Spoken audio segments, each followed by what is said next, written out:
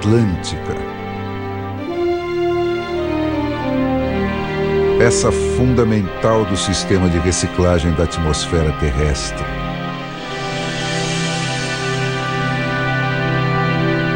Avó das florestas do mundo. Resistiu a 2 eras glaciais.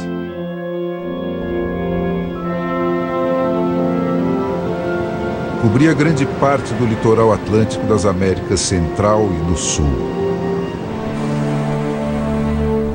Hoje, está reduzida a 8% do que já foi.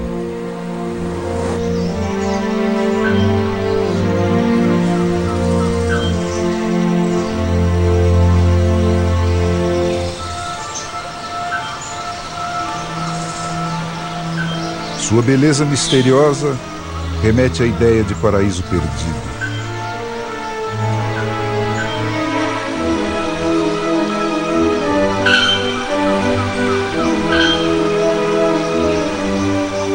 Parece a terra antes que o homem começasse a modificá-la.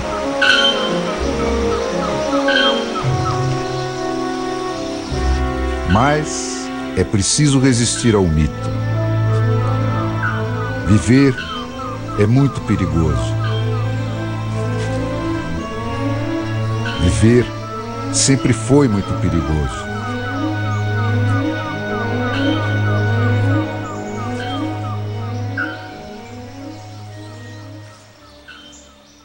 Nesse cenário intrincado, onde se deixar ver quase sempre significa morte, não se vê em coisas, só se vê movimento. Mas aí começa o problema. Para crescer e se multiplicar, é preciso se mover. Quando chega a primavera, o macuco sente a necessidade de atrair um parceiro para a procriação. Mas o chamado para perpetuar a espécie é o mesmo que atrai o predador que pode acabar com ela. Do outro lado da floresta, ele provoca uma resposta.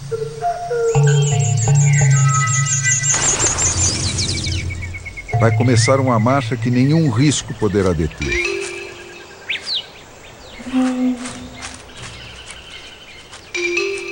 Nas florestas tropicais, segurança é sinônimo de mobilidade e silêncio. Mas o instinto de perpetuação da espécie é mais forte que o de preservação. Não há como resistir. O chamado vai ser respondido e renovado. Esse diálogo vai orientar a travessia da floresta pelos 2 macucos, mas também a caçada dos seus predadores, que só vai cessar quando 2 deles finalmente se encontrarem.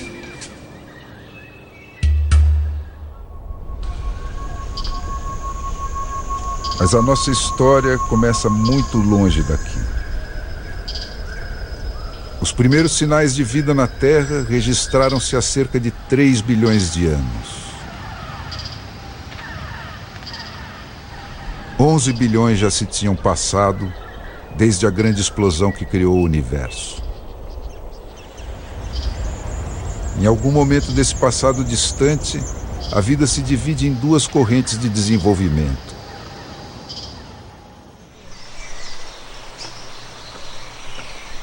Uma segue o caminho das proteínas, gera o mundo móvel dos animais. É de onde vem o Homo sapiens. Hoje, 6,5 bilhões deles tentam viver do planeta Terra. Outra toma a forma dos carboidratos e dá origem ao reino menos móvel das plantas.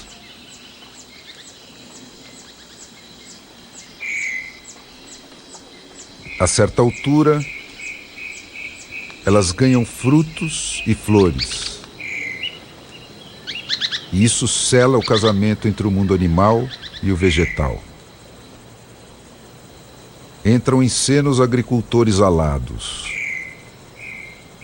É uma troca, néctares e frutas pelo transporte de sementes e pólen.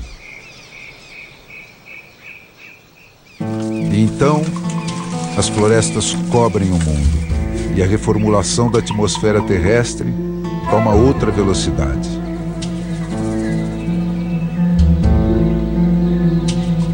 Nós mesmos só passamos a existir porque as florestas fabricaram um ar que podemos respirar e que nos protege dos efeitos mortíferos da luz não filtrada do sol.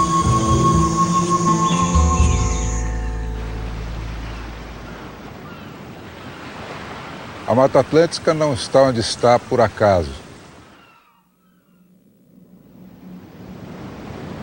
Cresce por baixo desse grande regador de Deus. Pelos séculos afora, o ar úmido que vem do mar bate na serra, sobe, condensa-se com a temperatura mais baixa e volta em forma de chuva.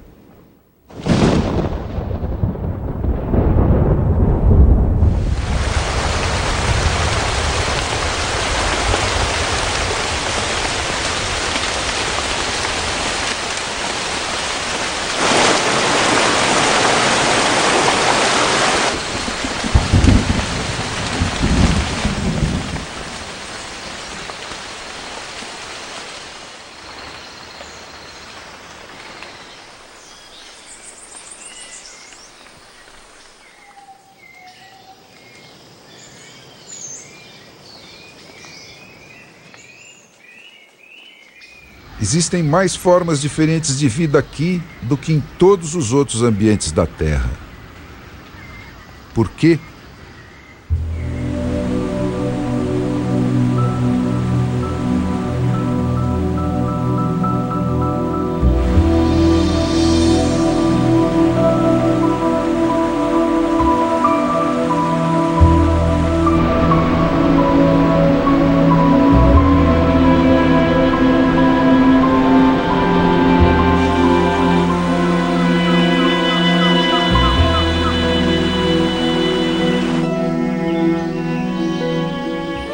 A floresta é um organismo vivo. Nada aqui é igual ao que foi ontem.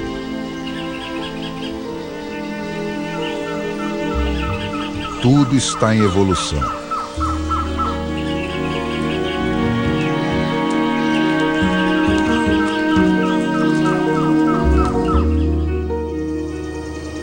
A luta pela luz molda o mundo vegetal.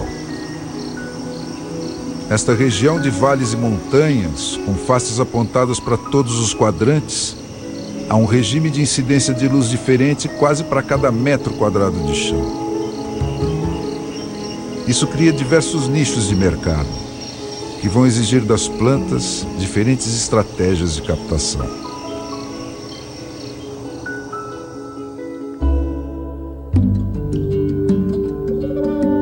Foi através de ensaio e erro, adaptação ou morte, que cada tipo de vegetação aprendeu a encontrar a configuração adequada ao seu lugar na floresta. A longo prazo, esse esforço de adaptação foi conduzindo a novas espécies.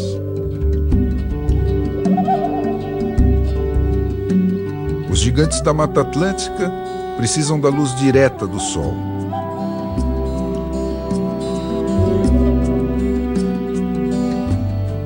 Por isso, aprenderam a investir toda a sua energia no crescimento. Vão retas para cima, sem se preocupar com o desenvolvimento de galhos e folhas inúteis.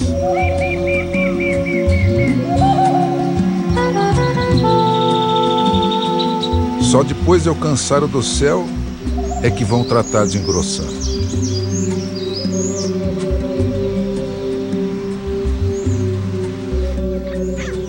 Tomando carona nelas estão as epífitas. Milhares de variações. Algumas têm sementes dispersas pelo vento. Outras são levadas de árvore em árvore pelos pássaros.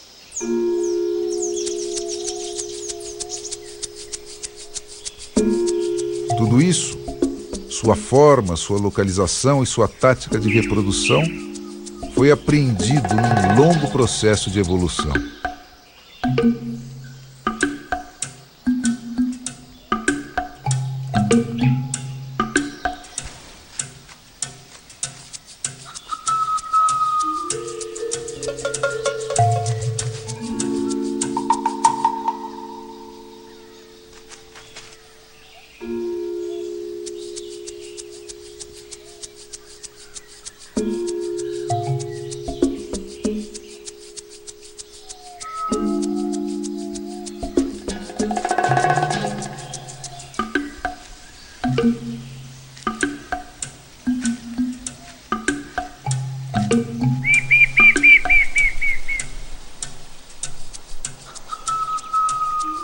Na sombra do segundo andar, palmeiras e samambaias produzem folhas quase transparentes.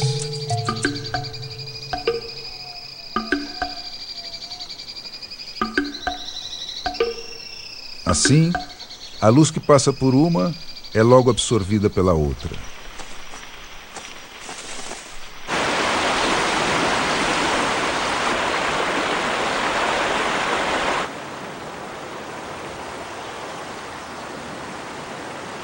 As trepadeiras buscam apoio em qualquer coisa que as leve para mais perto do sol. Distribuem suas folhas em roda, de modo que uma não faça sombra sobre a outra e consigam captar luz a qualquer hora do dia.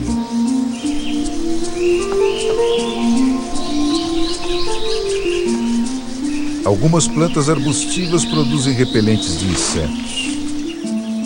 Outras não. Investem na produção de folhas sem se preocupar com estratégias de defesa. Deixam-se comer e produzem mais e mais folhas para substituir as estragadas.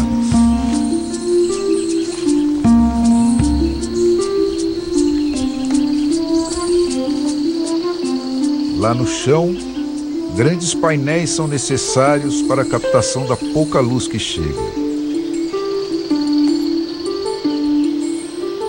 Dispensadas de carregar peso, as plantas rasteiras priorizam o armazenamento de água em caules e folhas com grande densidade de líquido. As oportunistas, como embaúbas e bambus, têm sementes leves que se espalham por toda a parte. Antes, aproveitavam a insolação das margens dos rios ou funcionavam como cicatrizantes dos cânions de luz abertos pela queda das grandes árvores.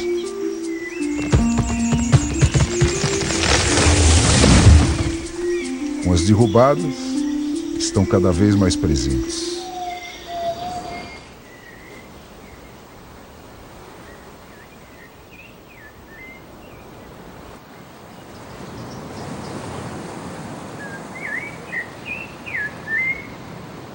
A forma das árvores conta a história de cada trecho da floresta.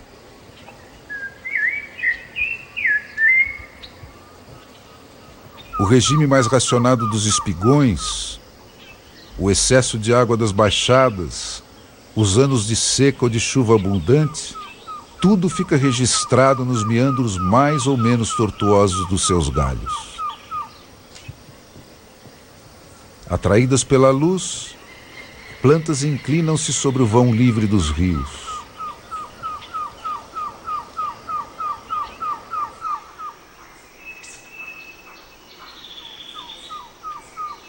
A queda de uma grande árvore abre uma nova janela de luz no teto da mata e desvia o rumo anterior do crescimento das suas vizinhas.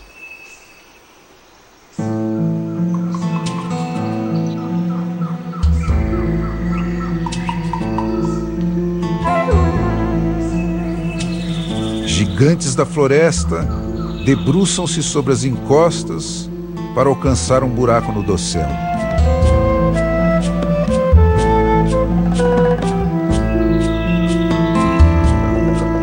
São massas enormes que se deslocam, desencadeando um progressivo jogo de pesos e contrapesos que vai demandar das raízes complicadas amarrações para mantê-los equilibrados.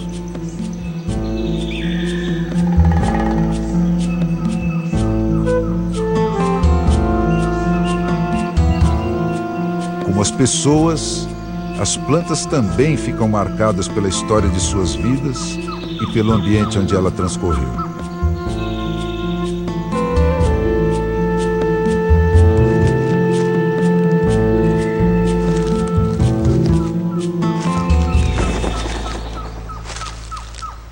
Os demais seres vivos também é assim. A necessidade e a floresta vão desenhando os animais, que depois vão redesenhar a floresta.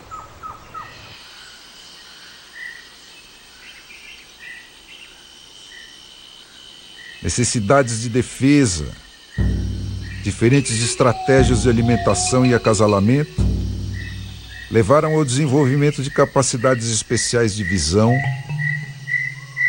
a adaptação de formas e cores ao ambiente, a formas diversas de vocalização, ao desenvolvimento de aptidões físicas especializadas e, finalmente, ao domínio dos diferentes níveis da floresta por diferentes espécies animais.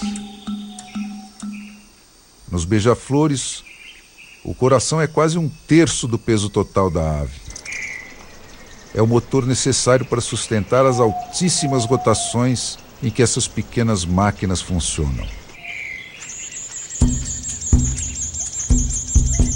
Já as abelês, guaçus, urus e macucos se adaptaram bem à vida no chão, onde encontram comida com mais facilidade. Nesse ambiente cheio de obstáculos, o voo passou a ser um recurso só para emergências. E o corpo dessas aves foi mudando. O macuco é a ave que tem a menor relação entre tamanho do coração e volume do corpo. Mas aqui embaixo, há ainda mais predadores do que lá em cima. Assim, ele teve de se transformar num mestre da sutileza e do cuidado. Estudos indicam que até o seu pio pode ter sido alterado ao longo da evolução para aumentar o seu arsenal de medidas defensivas.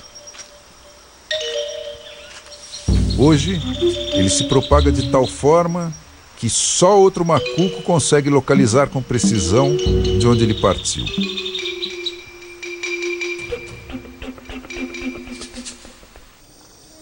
Plantas ou animais, a lei é a mesma: adaptação ou morte.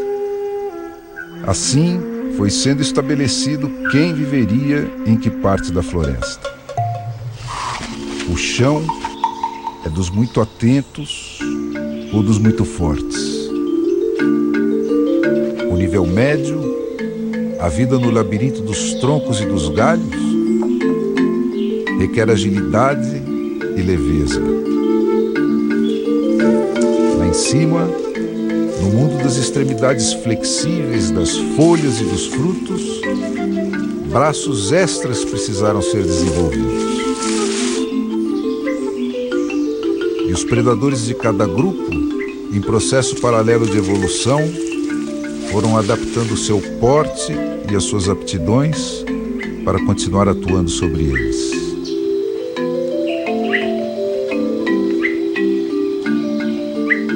Outro recurso que não se despreza no permanente desafio da luta pela vida na Mata Atlântica é a escuridão.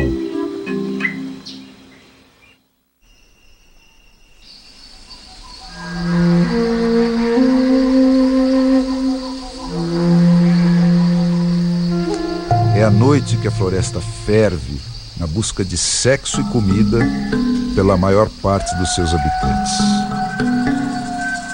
Todos desenvolveram visão noturna melhor que a do homem.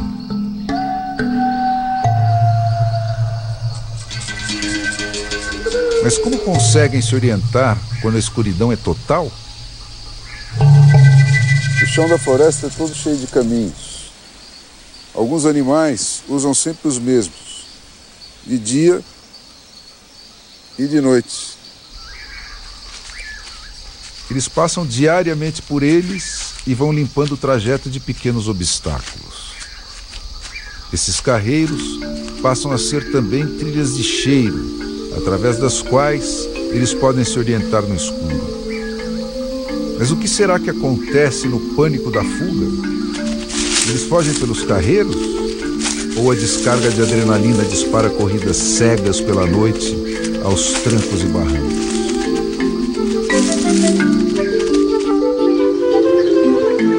Mistérios da Mata Atlântica.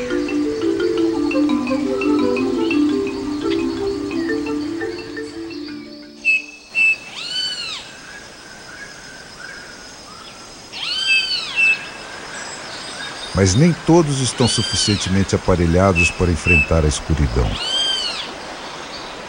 Quando a noite cai, o macuco trata de buscar proteção.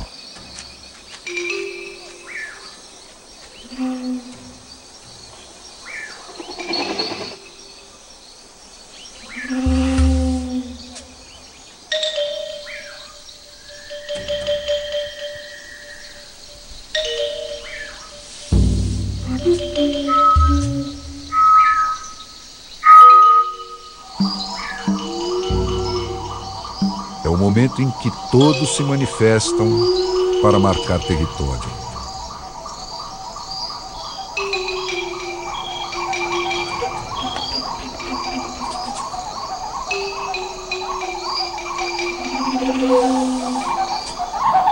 Como todo mundo na natureza, o macuco leva uma vida de fugitivo. No puleiro, evita até evacuar para não denunciar a sua posição. E precisa mudar de endereço constantemente. Lá no alto, a sua segurança é relativa. Aqui, todos os predadores sabem subir em árvores.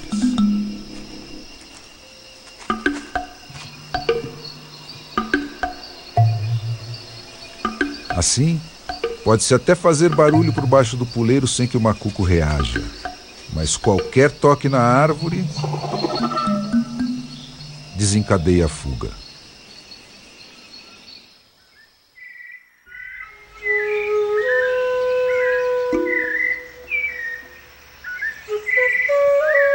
Na sombra do chão da floresta, a oportunidade de reprodução das plantas pode levar muito tempo. É o que explica por que boa parte delas evoluiu para armazenar energia em torno das suas sementes, desenvolvendo frutos polpudos.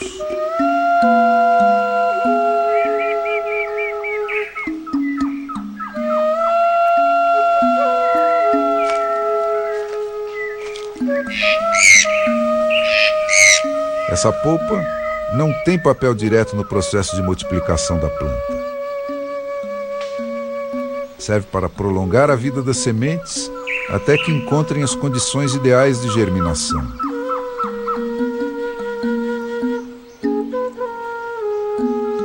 E também para atrair os animais que vão disseminá-las pela floresta.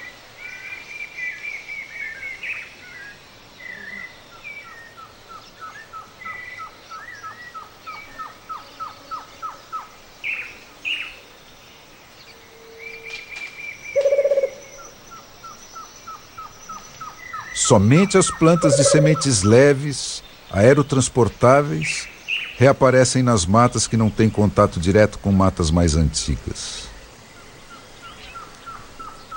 As de sementes pesadas não conseguem mais migrar até elas. Por isso, correm maior risco de extinção.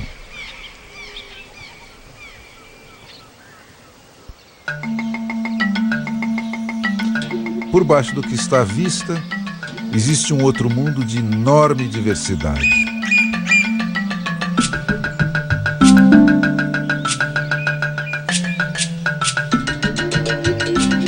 Além dos milhões de bactérias invisíveis, existe uma tal variedade de fungos aqui que esse grupo sozinho tem mais representantes que a soma de todas as plantas da Mata Atlântica e dos outros biomas brasileiros somados.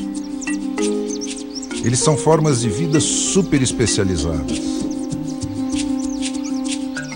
Cada grupo ocorre apenas em um determinado segmento da planta.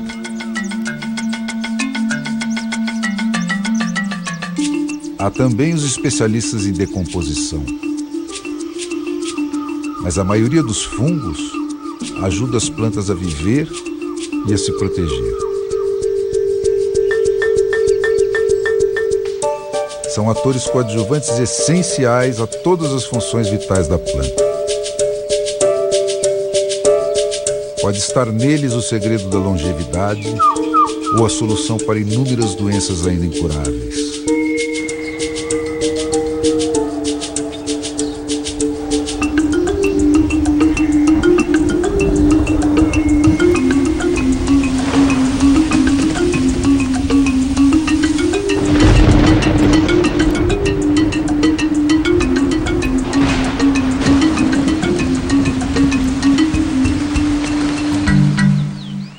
A fome põe disciplina no mundo animal. Como os que estão sendo caçados só continuam a existir porque sabem fugir do que os estão caçando, não tem almoço grátis. Também na natureza é preciso trabalhar muito para comer. E quem fracassar por muitos dias nessa tarefa vai enfraquecendo até se transformar num candidato preferencial a ser caçado. Caçar e ser caçado está no código genético de todos os seres vivos. O homem, inclusive. A evolução tratou de atrelar a capacidade de multiplicação de cada animal à sua posição na cadeia alimentar. Na base estão os mais caçados. São os que produzem as maiores proles e também os mais descuidados com a sua proteção.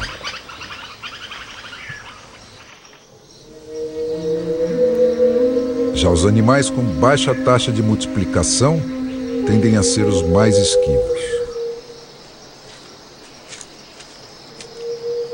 Como as pacas, que só saem das suas tocas nos períodos de mais completa escuridão.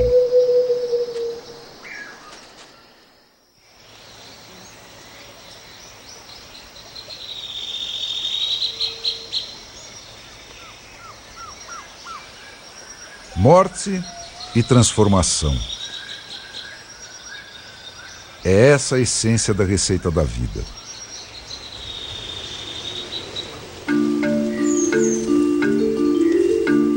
Existe uma cadeia alimentar da qual todos os seres vivos fazem parte.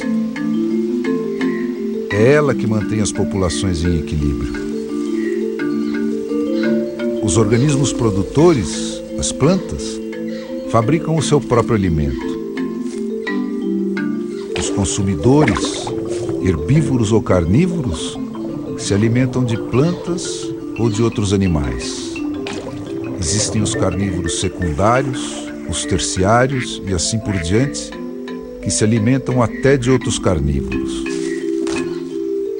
E acima de todos, junto com os porcos e as aves de rapina, estamos nós, os onívoros, que comemos tanto organismos produtores quanto consumidores. À espera de todos estão os decompositores.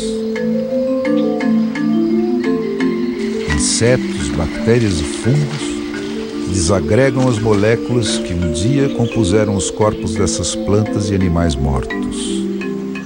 Eles as devolvem à terra para que possam ser reabsorvidos por plantas e animais vivos. Nada se perde, tudo se transforma. Os componentes inertes do sistema também estão passando por processos de reciclagem que vão transformá-los em elementos que poderão ser utilizados na continuação da vida. Cada pequeno córrego que corta a grande muralha da Serra de Paranapiacaba é um ramal do sistema de captação das águas produzidas pelos ciclos de evaporação e chuva que sustentam a exuberância vegetal da Mata Atlântica. O trabalho persistente da água roçando a terra vai comendo barrancos, solapando raízes, derrubando árvores e, aos poucos, escavando o perfil geológico da floresta.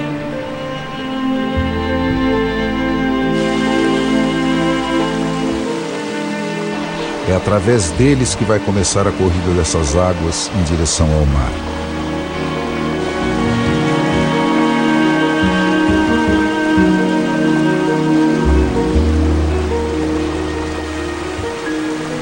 Elas moem e carregam ano a ano pedras, terra, restos de vegetais e animais que alimentam outros seres vivos ao longo do caminho.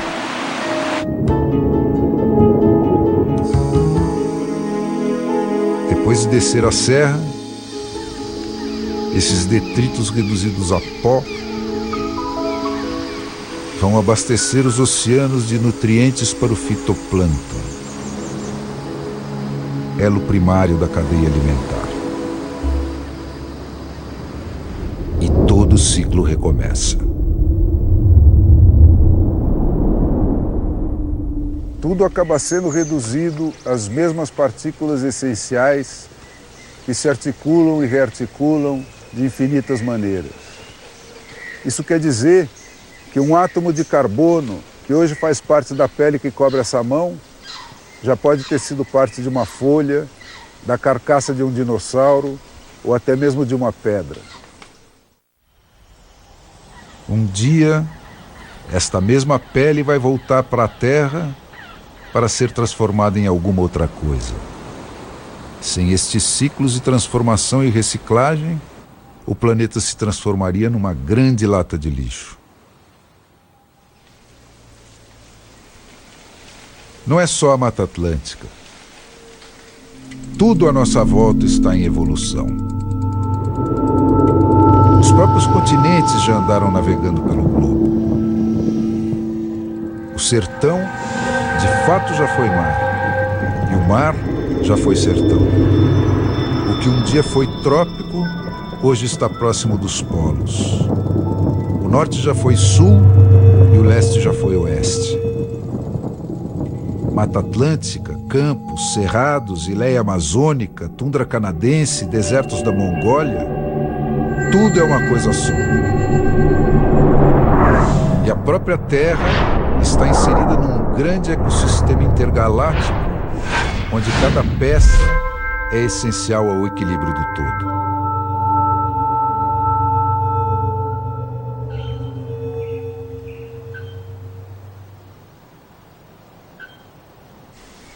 A criação dos macucos começa entre os meses de agosto e novembro. É o início da primavera, quando a oferta de comida aumenta muito.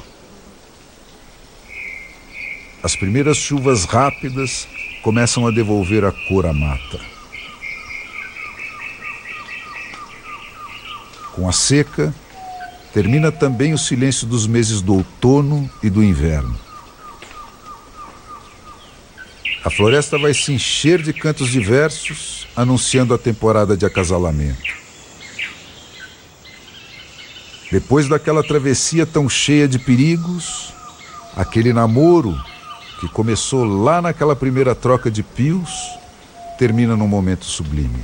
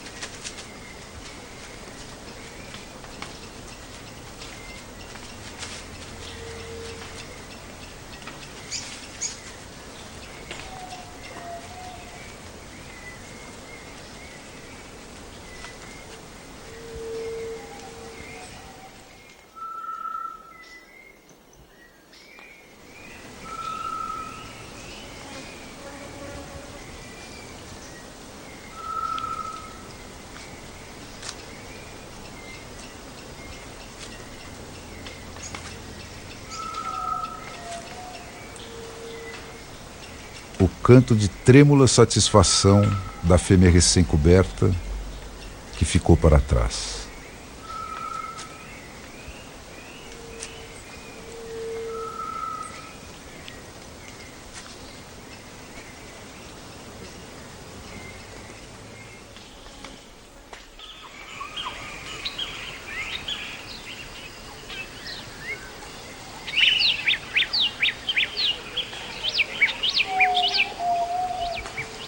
A floresta está toda dividida em territórios delimitados. Existe uma espécie de lei econômica que rege a sua ocupação pelos diferentes animais e plantas. Pássaros, répteis e mamíferos de todos os tamanhos convivem numa mesma área em grupos contados de machos e fêmeas. As quantidades são estabelecidas pela disponibilidade de comida e pelas táticas de reprodução.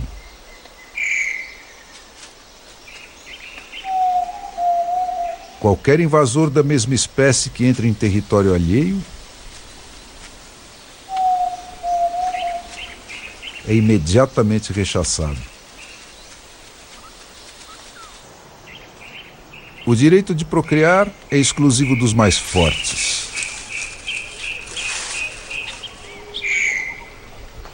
Para garantir trocas genéticas, as crias de cada espécie se misturam às dos territórios vizinhos para formar novas famílias. Menos de 30 hectares podem bastar para uma família de macacos.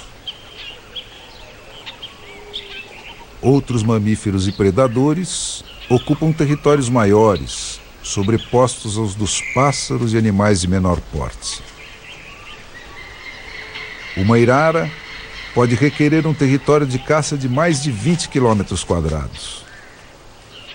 Já uma onça pintada, o maior predador das Américas, pode andar mais de 40 quilômetros numa única noite atrás de presas e de parceiros.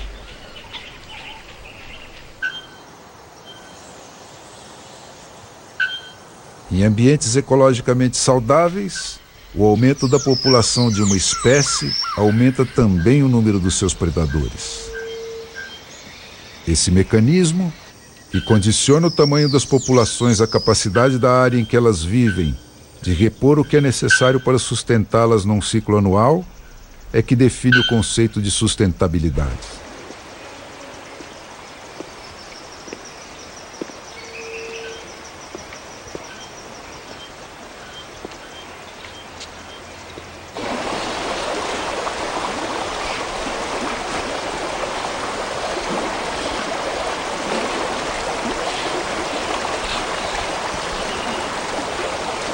O ato de acasalamento de macaco é só o prenúncio dos mais de 40 dias de pesadelo que vão se seguir.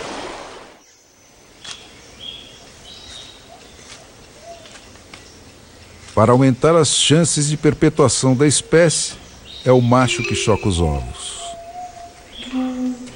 Depois de construírem o ninho juntos, a fêmea sai à procura de um novo parceiro para garantir mais uma postura. Ele vai permanecer 19 dias sobre os ovos, saindo apenas uma vez por dia para se alimentar. Nos últimos dias, nem isso vai fazer.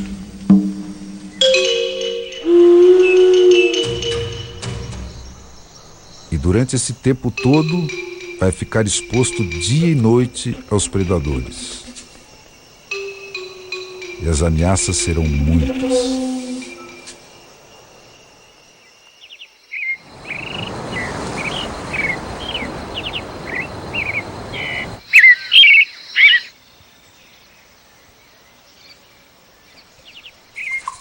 Qualquer contato visual ou movimento suspeito muito próximo fará com que ele abandone definitivamente o ninho.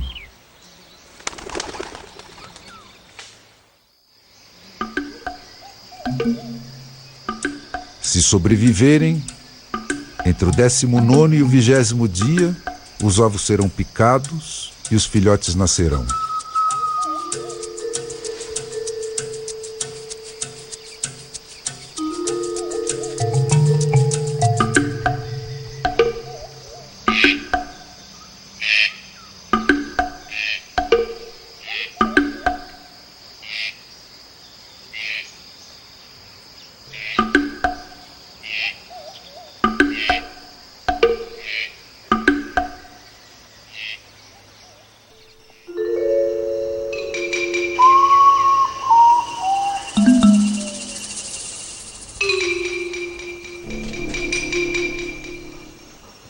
Na última noite, o quarto filhote finalmente pica o ovo e sai da casca.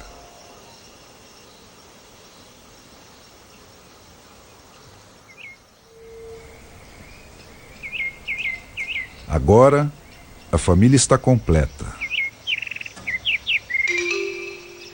E o perigo será redobrado.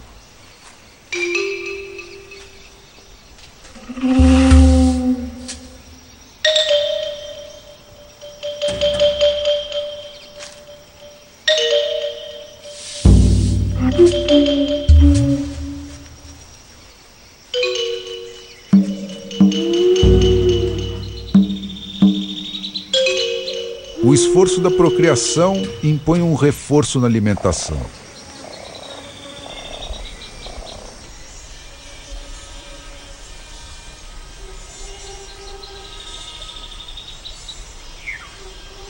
Por isso, de insetos a carnívoros, a ação predatória chegará ao auge neste período em que pais e filhotes estão mais vulneráveis. Ninguém é poupado.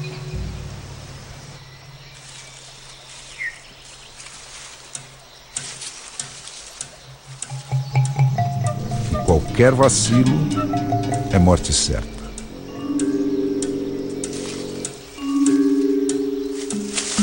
Agora vão ser mais 20 dias no chão, uma corrida contra o relógio, até que os filhotes cresçam o suficiente para conseguir voar, ainda que seja até um puleiro baixo. Se algum deles falhar nesse primeiro voo, dificilmente sobreviverá.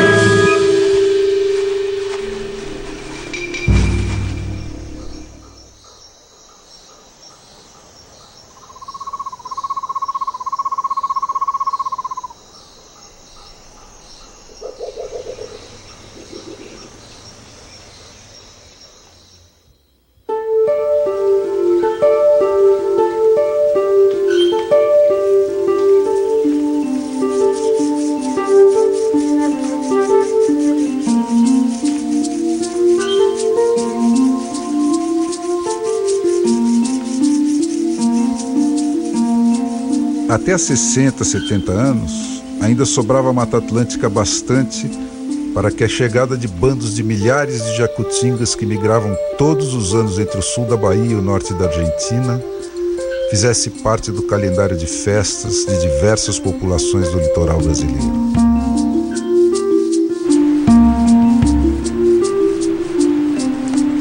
Como vinham fazendo há 50 milhões de anos, elas acompanhavam as temporadas de produção das diversas fruteiras do mato, que com as variações de latitude e temperatura, cobriam o ano inteiro.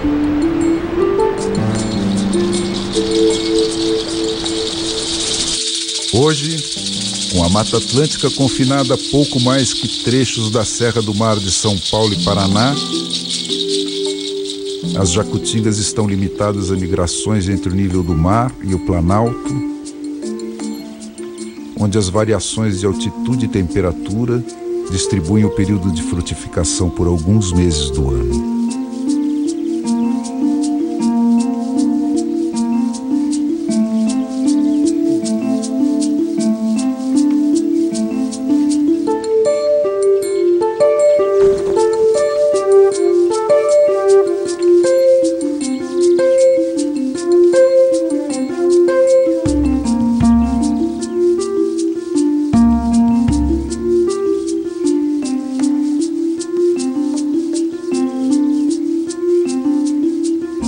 Podemos ser a última geração a conviver com elas.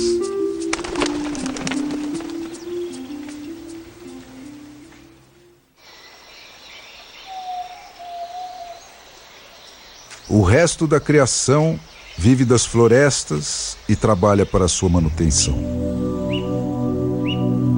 O homem vai na direção contrária. Nunca houve o bom selvagem. O que a ciência indica é que há 4.000 gerações o fogo tem sido o principal instrumento de interação entre o Homo sapiens, ele próprio um produto das savanas, e as florestas.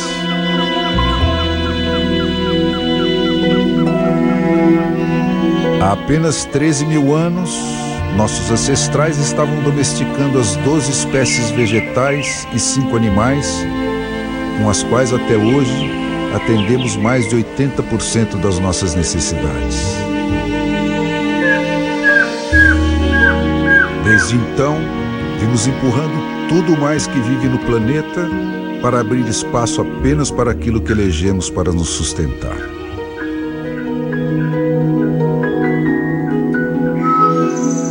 A penicilina foi o golpe de misericórdia. Libertou-nos de vez da lei de seleção natural. A partir daí, o homem passou a se multiplicar nas proporções de uma praga. E cada nova vitória da medicina piora a situação.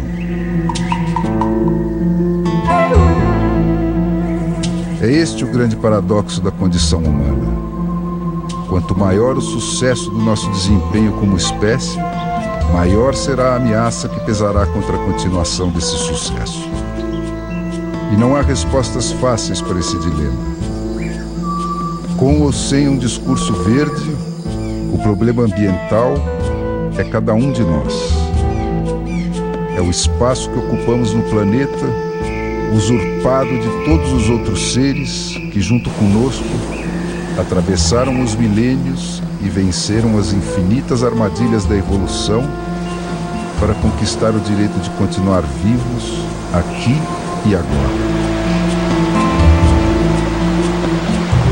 Na crescente solidão da paisagem uniforme de que nos vamos cercando, temos trabalhado como loucos para destruir o sistema que tornou a nossa própria existência possível. Mas romantismo e ações policiais pouco poderão fazer para reverter esse quadro. Os abatedouros industriais e a comida sem sangue dos supermercados não anulam a nossa condição essencial de presas e predadores, e continuamos fazendo parte da mesma cadeia alimentar que sempre amarrou uns aos outros todos os seres vivos e vem sustentando a renovação dos ciclos da vida. Mas nós somos também o único animal que pode mudar o seu próprio destino. Para que possa frutificar, esse nosso propalado amor à natureza tem de ser integralmente consumado. Temos de nos reeducar para voltarmos a ter intimidade com aquilo que resta dessa natureza essencial. Temos de reviver o ritual da nossa relação orgânica com o resto da criação. Temos de reaprender com ela a aplicar mecanismos econômicos para induzir a distribuição de espaço e populações de forma sustentável.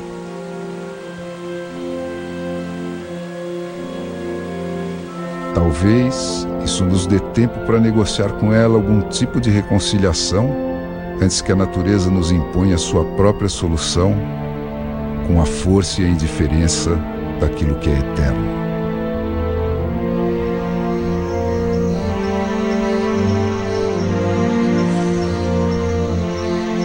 No pouco que resta do mundo como Deus o fez, as coisas seguem sendo como nunca deixaram de ser.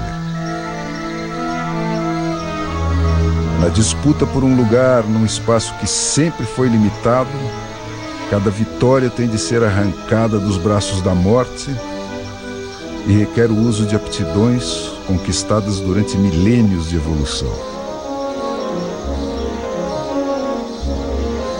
Mais uma vez testadas, essas aptidões filtraram a nossa família de macucos até que sobrassem apenas os mais preparados.